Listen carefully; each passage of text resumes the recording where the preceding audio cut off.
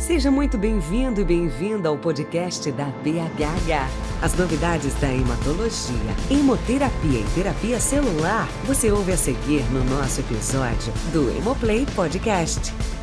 Bom, prezados ouvintes, é um prazer estar com vocês novamente no nosso podcast, que faz parte do trabalho da Associação Brasileira de Hematologia e Hemoterapia, em parceria com o CEPID Cancertera, que é um projeto apoiado pela FAPESP, que tem como maior objetivo fazer a divulgação do nosso trabalho na área de câncer, na área ligada principalmente à abordagem teranóstica do câncer. Hoje eu tenho um enorme prazer de conversar com uma querida colega, a doutora Bárbara Juarez Amorim, que é médica, é graduada em medicina pela Unicamp, fez a sua residência médica em medicina nuclear e tem o título de especialista da Associação Médica Brasileira pelo Colégio Brasileiro de Radiologia. Após isso, ela fez um doutorado na Unicamp, no Departamento de Neurologia, e realizou o pós-doutorado em Harvard. No dia que nós estamos gravando aqui, Harvard não poderia receber a doutora a doutora Bárbara, mas eu espero que isso passe. Então, ela fez o pós-doutorado em Harvard com o tema de PET, de ressonância magnética em oncologia. Vocês podem imaginar a importância disso. Atualmente é coordenadora do nosso serviço de medicina nuclear do Hospital das Clínicas da Unicamp e é coordenadora de divisão da Superintendência do Hospital das Clínicas da Unicamp, onde lidera as iniciativas que integram assistência, ensino e pesquisa nessa área. É também pesquisadora associada ao CEPID, Cancertera, e é gerente da área de difusão do conhecimento no nosso CEPID. Ela possui uma produção científica bastante importante, expressiva na área de neurologia e em PET-CT, em PET ressonância magnética, principalmente em câncer coloretal. A liderança da Bárbara é reconhecida por todos nós na expansão do acesso e das tecnologias de ponta em medicina nuclear no Brasil e pela promoção de formação de profissionais qualificados, tanto da área médica como da área biomédica, vamos dizer assim. Na área de física médica também, em outras áreas. Então, Bárbara, é um prazer ter você comigo aqui hoje. Nós temos algumas perguntas, mas eu vou te dar a palavra para você um pouco se apresentar e falar um pouquinho do teu trabalho. Bom, doutor Carmen, é um prazer estar aqui. Obrigada pelo convite. Bom, então eu sou médica nuclear, né? Eu acho que a gente vai ter a oportunidade hoje de falar um pouquinho da medicina nuclear para vocês, para que, né, todos entendam, é uma especialidade que muitas vezes não é muito conhecida. Então, eu estou na medicina nuclear há quase praticamente 30 anos. Passei uma grande parte aí da minha vida, né, nesse estudo, me especializei bastante. E nós temos, então, recentemente o prazer de ter conseguido, né, esse grande projeto de pesquisa, que é o Cancertera, liderado pelo Dr. Carmino. E, então, acho que, né, estamos aqui para conversar um pouquinho, né, sobre isso. Perfeito, obrigado. Eu tenho algumas perguntas, já que a gente preparou antes para ser mais organizado.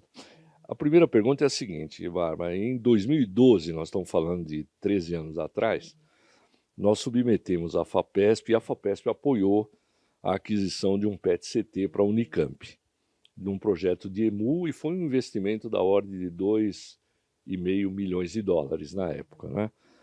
Você poderia explicar de forma simples o PET-CT e por que ele é considerado tão importante na medicina atual e quais as suas principais aplicações na clínica e na pesquisa? Eu posso antecipar que foi uma mudança cultural no nosso hospital, não só na oncologia, na hematologia, mas no hospital como um todo. Quer dizer, a gente subiu de patamar na medida em que a gente conseguiu colocar no nosso hospital o PET-CT. Não, perfeito. A tecnologia PET-CT, então, é uma tecnologia da especialidade da medicina nuclear. E na medicina nuclear tem uma coisa muito interessante que a possibilidade da gente conseguir fazer imagens funcionais dos pacientes, né? Então, nós usamos radiofármacos. Esse radiofármaco, ele tem basicamente dois componentes, né? O principal é uma molécula que ela é direcionada para o tecido que a gente quer ver. Então, no caso do PET-CT, a molécula que a gente mais usa é uma glicose marcada, e essa glicose, como o tumor ele é muito ávido, né, ele tem um metabolismo muito grande, então ele capta muito esse traçador. Então, quando a gente faz a imagem do paciente, a gente sempre faz imagem de corpo inteiro, então a gente consegue observar todos os locais onde esses tumores, né, estão no corpo de uma maneira muito sensível. E essa tecnologia, então, ela é ligada a uma tomografia. Então, a tomografia ela vai fazer as imagens anatômicas para a gente localizar precisamente onde estão essas alterações, né? E o radiofármaco, o segundo componente dele é um material radioativo, que emite uma radiação muito baixinha, né? Que não causa nenhum mal ao paciente. E com esse material, pelo fato dele emitir radiação, a gente consegue detectar e fazer as imagens do paciente, né? Então, uma coisa que é muito interessante é que em medicina nuclear não é como contraste, né? Às vezes você vai fazer um contraste de tomografia, pode causar uma reação alérgica, às vezes até uma reação mais grave. Os radiofármacos não, eles, né, eles são muito fisiológicos, então você não tem reação, não tem nenhuma uma reação adversa, né? E o PET-CT, ele realmente é o estado da arte em imagem de câncer. Então, ele é muito sensível, o fato de você fazer imagem de corpo inteiro, então você já faz um mapeamento do corpo todo. Ele é aplicado nos muitos tipos de cânceres. É mais fácil até falar os tumores que ele não se aplica, mas ele é muito usado para câncer de intestino, para linfoma, câncer de mama, câncer de pulmão, dentre outros, né? Então, realmente é uma tecnologia que mudou muito, e em especial, né, como você comentou, né, nós que estamos lá no Hospital de Clínicas da Unicamp, é uma coisa que nos traz assim, muita satisfação em poder oferecer uma tecnologia tão de ponta para os pacientes do SUS, né? Eu acho que isso ali é um diferencial muito grande, então a gente vê os nossos pacientes do SUS podendo ter acesso a essa tecnologia, né? Então, realmente, eu acho que lá em 2012, né, quando a gente instalou, foi um divisor de águas para o serviço de medicina nuclear e para todos os pacientes oncológicos do hospital, né? Então, o SUS, ele, não só lá no nosso hospital, mas como outros hospitais públicos do Brasil, então o SUS, ele oferece essa tecnologia do PET-CT para tumor de intestino, tumor de pulmão, linfoma, e agora, felizmente, recentemente teve aprovação para o câncer de esôfago, né? Então, assim, também tem uma grande aplicação, vai ser uma grande ajuda, né? Essa inclusão desse outro tumor. Claro que a gente tem um grande caminho pela frente, né? Temos que continuar nesse caminho de trazer novas inclusões de outros tumores no SUS e também no serviço também, né, para os pacientes de convênio, né? Mas estamos no caminho certo. Eu queria aproveitar essa tua resposta, porque um dos nossos objetivos aqui, quando a gente faz o nosso podcast e a gente tem divulgado o nosso trabalho, é um pouco desmistificar a questão do risco do produto, do radiofármaco, por exemplo. Quer dizer, ele é uma molécula que usa uma substância radioativa, mas como você falou, o risco é praticamente nulo, não existe risco, né, na utilização disso, né? Muito diferente do que ocorre em alguns tipos de contraste, onde você tem que ter algum cuidado adicional. Não que não deva fazer o exame, mas deve ter algum cuidado adicional. Então, uma das preocupações nossas no Câncer Terra é elevar, do ponto de vista da nossa obrigação de educação, difusão e comunicação, a informação de que nós estamos trabalhando com algo extremamente seguro, né? Seja do ponto de vista diagnóstico, seja do ponto de vista terapêutico. É isso? É isso, perfeito. Então, os radiofármacos, né, como a gente tinha mencionado, então você usa realmente ali uma pequena quantidade de material radioativo, mas existe um estudo muito grande por trás disso, né? Então, a medicina nuclear é uma equipe multidisciplinar. Então, junto com os médicos nucleares, os físicos médicos têm um papel muito importante. Aliás, uma área muito interessante para quem está fazendo graduação, né? Então, existe um estudo muito grande para que se tenha um cuidado, né, com essa radiação que você está manipulando, né? Mas qual é a característica que nos dá muita segurança? Os radionuclídeos que a gente usa em medicina nuclear, ele tem uma meia-vida muito rápida. Então, o que é essa meia-vida, né? Esse traçador que a gente usa para o PET-CT, que é o flúor, se eu tenho 1 milicurie dele aqui, a meia-vida dele é 2 horas. Depois de 2 horas, esse 1 milicurie já caiu para meio, mas 2 horas caiu para 0,25. Então, ele decai muito rápido. Em 24 horas não tenho mais nada, né? E fora a dose, né, que a gente dá de radiação, que é muito pequenininha. Então, realmente é muito seguro. E eu gosto, nas minhas aulas, o slide que eu gosto de começar minhas aulas é a imagem de um nenezinho fazendo imagem de medicina nuclear. A gente faz muita imagem de bebês e crianças pequenas. E claro que daí as doses são todas calculadas por quilo de peso, né? Então, não é como a dose do adulto. E o fato da molécula ser muito fisiológico nos traz uma segurança total. Então, são procedimentos que a gente faz assim muito tranquilamente, né? E só para um adendo, para a gente não ficar com a impressão também de que o contraste que a gente vai fazer na tomografia ou na ressonância tenha problema. Claro que a gente sabe que eles podem dar reação, mas né, na radiologia eles também fazem aí um questionário, fazem uma dessensibilização, né, para quem tem alergia. Então, também são procedimentos seguros, né, não vamos causar uma impressão errada, mas é só para reforçar que na medicina nuclear nós nem precisamos fazer essa entrevista pré-exame, né, porque realmente as reações não existem. A segunda pergunta minha é, nós estamos no nosso CEPID, o núcleo clínico do nosso CEPID, é a questão da abordagem teranóstica do câncer. Você poderia explicar um pouquinho esse conceito do teranóstico e aonde o PET entra nisso e como ele contribui para essa abordagem de diagnóstico e tratamento? O teranóstico realmente é uma palavra assim, que está muito em alta dentro da medicina, não só da medicina nuclear, né? Essa palavra, então, teranóstico, ela na verdade é a junção de 2 termos, né? Então, tera de terapia, que é tratamento, e gnóstico de diagnóstico, né? Então, é a junção de terapia com diagnóstico. Então, se a gente lembrar lá quando eu falei, né, que em medicina nuclear a gente usa os radiofármacos. Então, o radiofármaco ele tem 2 componentes, né? Uma molécula que vai se direcionar para aquele tumor, no caso, né, que a gente está falando muito de câncer, e o outro componente que é o radionuclídeo. Então, como eu mencionei, no diagnóstico, esse radionuclídeo ele tem uma radiação muito baixinha, uma meia-vida muito curta, né? Então, ele é muito seguro para a gente fazer a imagem do paciente.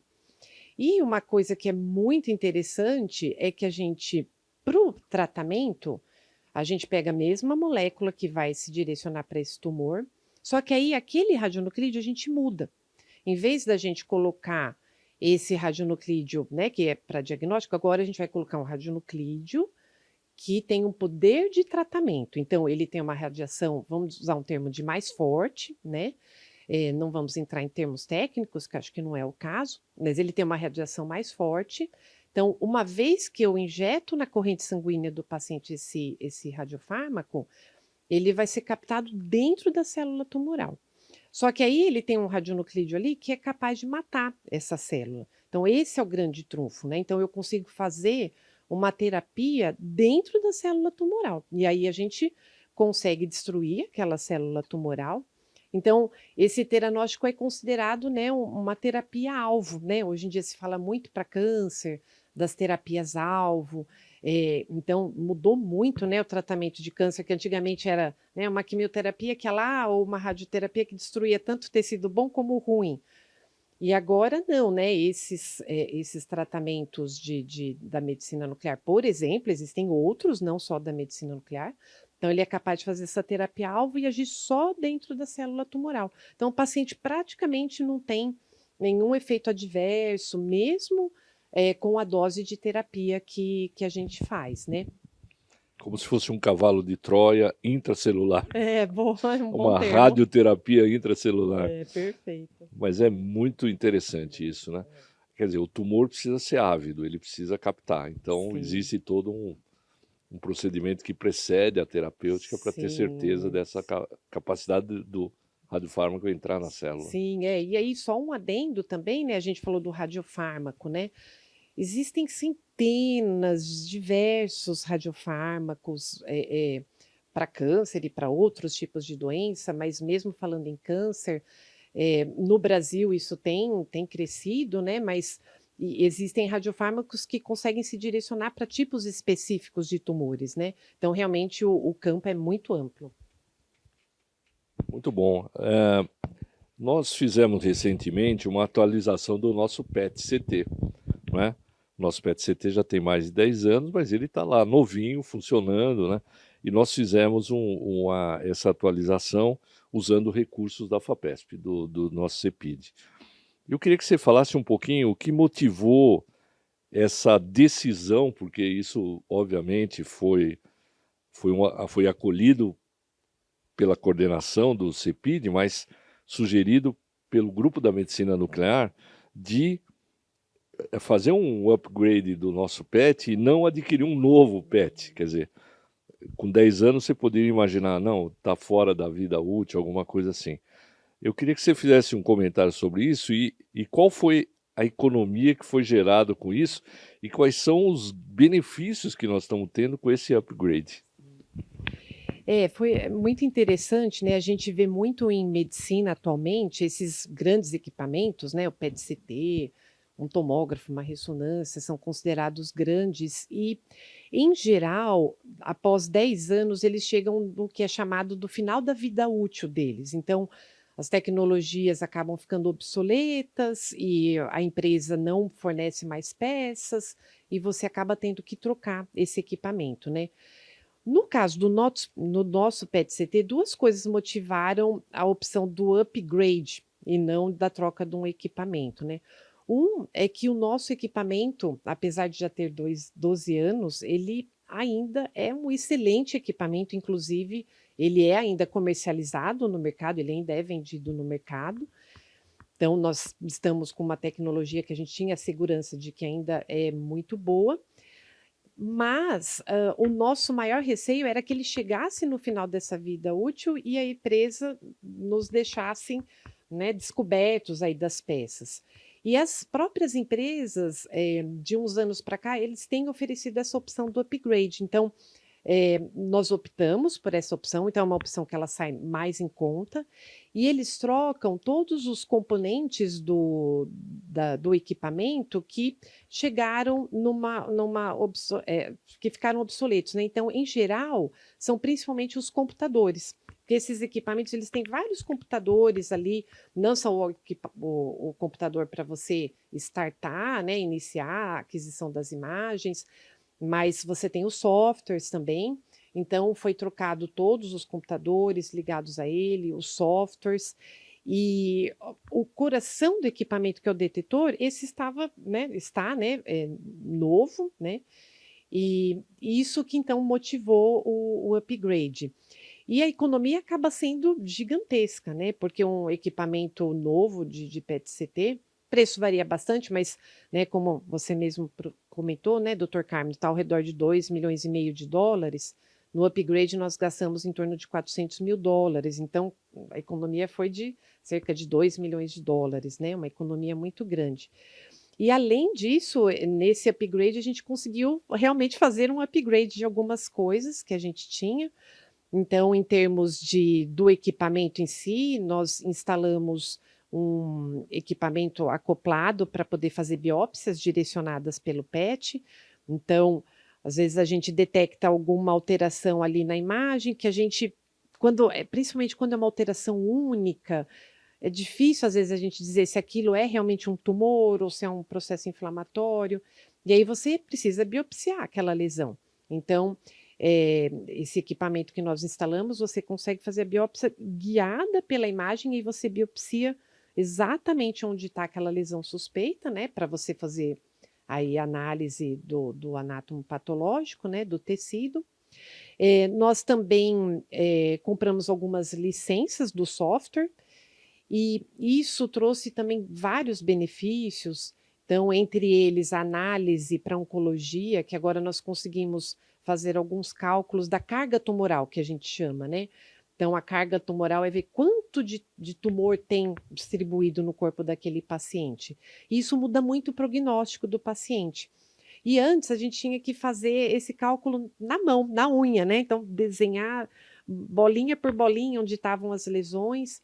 E agora ele vem acoplado com inteligência artificial, então você dá um clique, é fantástico. Ele faz desenho em todas as lesões do corpo, né, em questão de segundos, já dá a quantidade de carga tumoral. Então, realmente, isso tanto para assistência, mas muito para pesquisa, vai ser uma coisa assim, fantástica e muitas possibilidades pela frente. Outro dia eu participei do treinamento e eu fiquei realmente muito impressionado, né? Eu queria que você falasse um pouquinho do PET dinâmico. O que é isso? Porque hoje você faz um holograma, né? Você faz o exame, uma hora depois você lê e vê onde é que captou, né? O PET dinâmico muda um pouco esse sentido. Você pode acompanhar a evolução do traçador, né? É isso? Isso, é isso. Então, de uma maneira simples, assim, em geral, no PET, a gente injeta o radiofármaco. Em geral, após 1 hora, o paciente entra no equipamento e a gente faz uma imagem do corpo. Então, aí a gente vai conseguir ver o que captou e o que não captou do radiofármaco, né? Esse PET dinâmico, não. Você deita o paciente no equipamento e você já começa as imagens enquanto você está injetando o radiofármaco no paciente. Então, você consegue ver aquele radiofármaco chegando na corrente sanguínea, se distribuindo pelos tecidos, e aí você consegue fazer, né, curvas de quanto, da velocidade, né, de captação pelo tempo da absorção desse radiofármaco nos mais diversos tecidos. Aí pode ser o tecido tumoral ou eventualmente algum órgão. Então, aí a aplicação do PET dinâmico é em especial aí para pesquisa, né? Ele não tem ainda uma aplicação para assistência, mas para o campo de pesquisa vai ser realmente fantástico aí, muitas possibilidades para a gente estudar. Realmente fantástico. Eu participei do treinamento lá e aprendi muito, aprendi um pouquinho, né? Eu queria te perguntar, no âmbito do CEPID, a gente já inaugurou uma radiofarmácia, não é? Eu queria que você falasse um pouquinho qual a importância de ter uma radiofarmácia acoplada ao teu serviço, funcionando e tendo a possibilidade de montar os radiofármacos perto do doente, perto da unidade de medicina nuclear. Esse também foi uma grande conquista ali para o serviço de medicina nuclear do Hospital de Clínicas, né, da Unicamp. E a radiofarmácia, né, para quem não, né, muita gente não é da área da medicina nuclear, eu costumo dizer que para mim, ela é como se fosse o coração do serviço de medicina nuclear, porque a radiofarmácia é o local onde são preparados esses radiofármacos, né? Então, ali ficam, em geral, um radiofarmacêutico, é o profissional, que é um profissional muito especializado, e não é tão comum assim no Brasil, então também fica aí, né, um outro parênteses para quem está fazendo graduação. Então, dentro da farmácia existe também essa subespecialidade, que é o radiofarmacêutico. Então, a radiofarmácia ela é realmente o coração do serviço de medicina nuclear. Então, ali, o radiofarmacêutico ele vai pegar aquelas moléculas, vai pegar o radionuclídeo, vai fazer as ligações, então, né, para que você prepare ali o radiofármaco, para poder injetar no paciente. Tudo tem que ser assim, muito estéril, claro, né? Porque você vai injetar isso na corrente sanguínea do paciente. E essa radiofarmácia ali do hospital da Unicamp, ela teve dois grandes. Foi conquistada devido a 2 grandes projetos, né?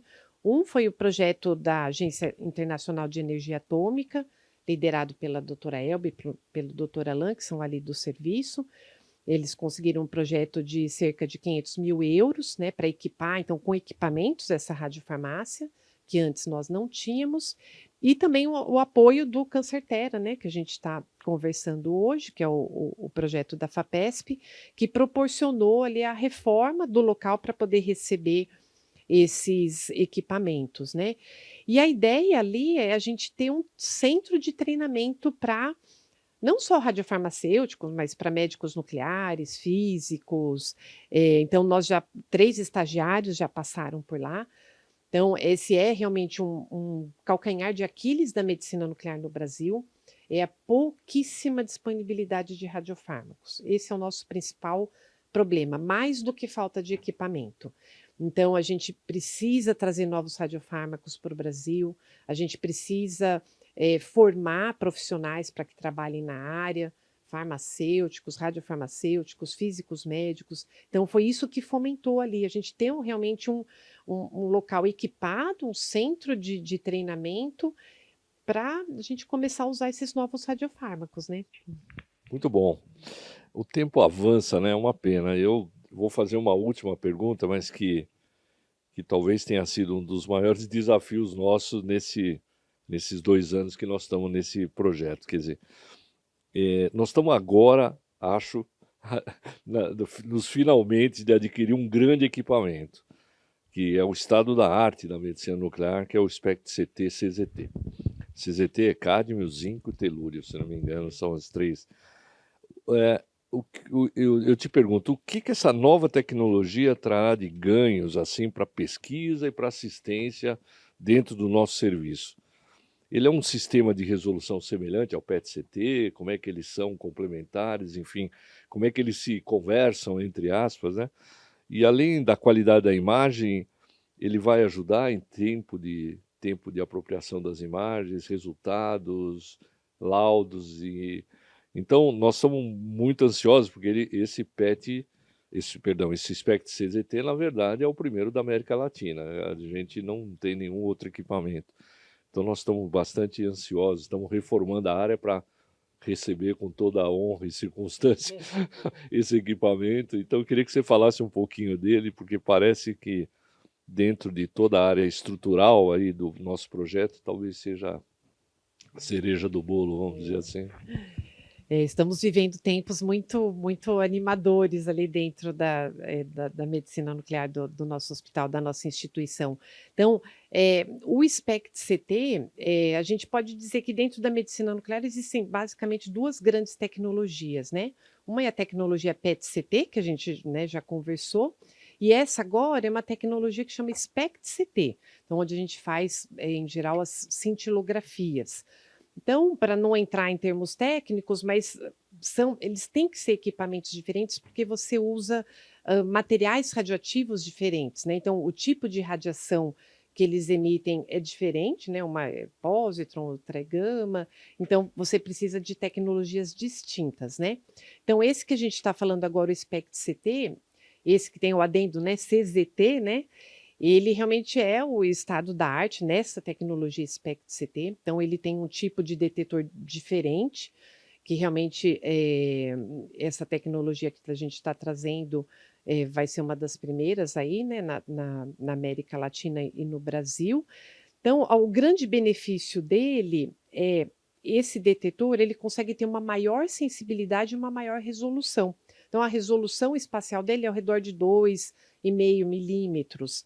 E o fato dele ter uma sensibilidade muito superior, você consegue fazer imagens mais precisas, mais sensíveis e muito mais rápido. Então, o equipamento que a gente tem atualmente, muitas vezes a gente leva praticamente 1 hora para fazer uma imagem de corpo inteiro num paciente.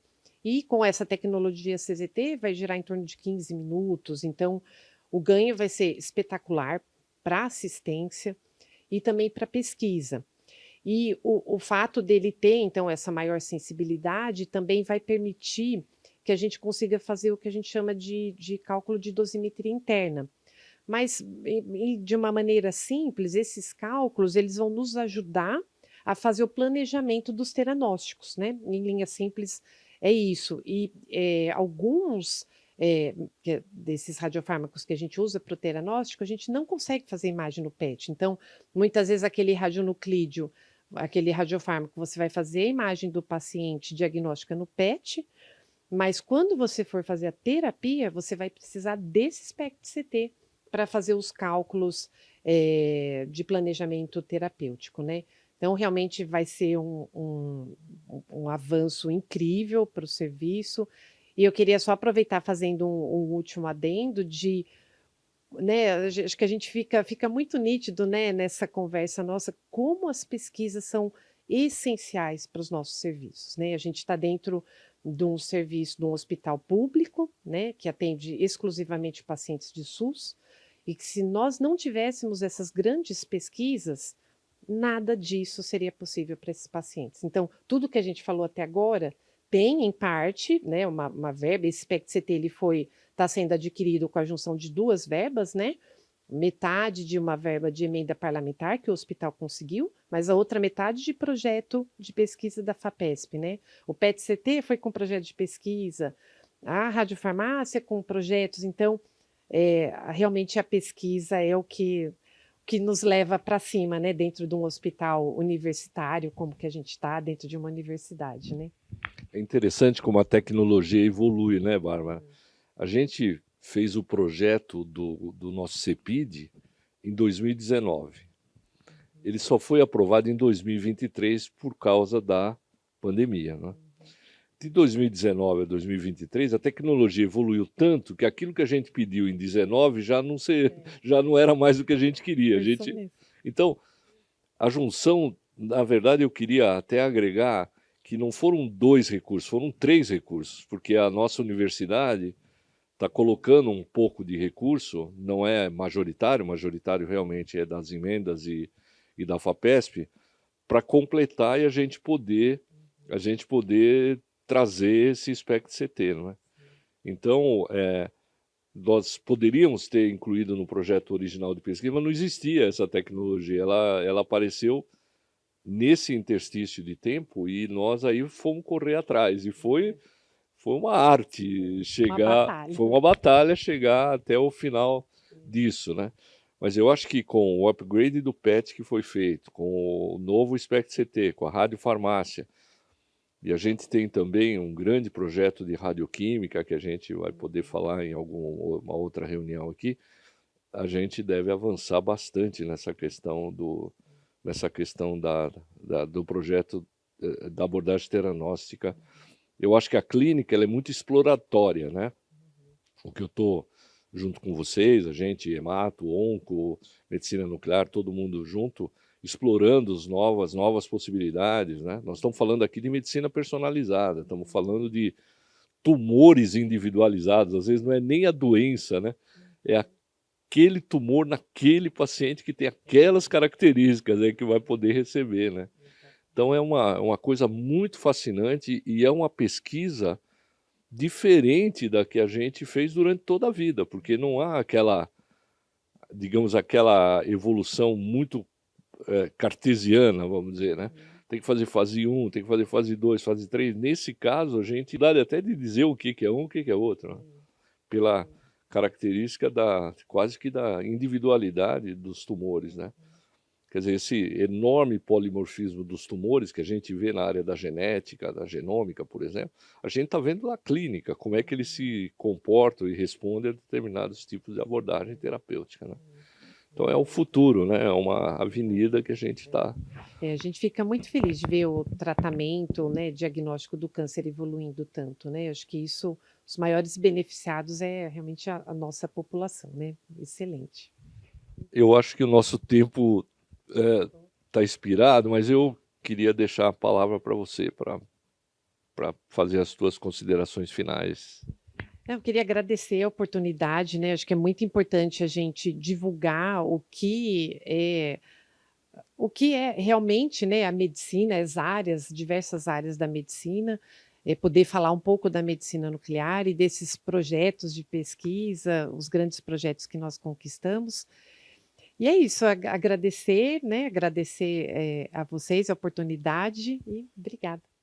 Eu que agradeço, Bárbara. Quero só deixar bem claro o quanto eu tenho aprendido com vocês nesses anos e a minha percepção de que a área de imagem está evoluindo de maneira muito acelerada no campo da medicina nuclear também, integrada com a radiologia, integrada com outras áreas, mas a gente vê que a medicina nuclear tem tudo para ocupar um espaço muito importante, cada vez mais importante, tanto do ponto de vista do diagnóstico, que isso já vem evoluindo, como talvez e provavelmente na área da terapêutica. Nós estamos falando da terapêutica do câncer, mas eu não sei dizer se em outras entidades não oncológicas também nós vamos ter a possibilidade de usar essas ferramentas, né, que nós estamos discutindo aqui. Queria agradecer muito, parabenizar o grupo da medicina nuclear, é um grupo de absoluta excelência, né? E acho que a gente tem ainda mais 9 anos de tolerância entre nós Muito empolgante. para né? desenvolver o nosso CEPID. Muito obrigado, viu, Bárbara? Obrigada. Com acesso a muita informação sobre as especialidades e diversos temas pertinentes na voz de quem entende.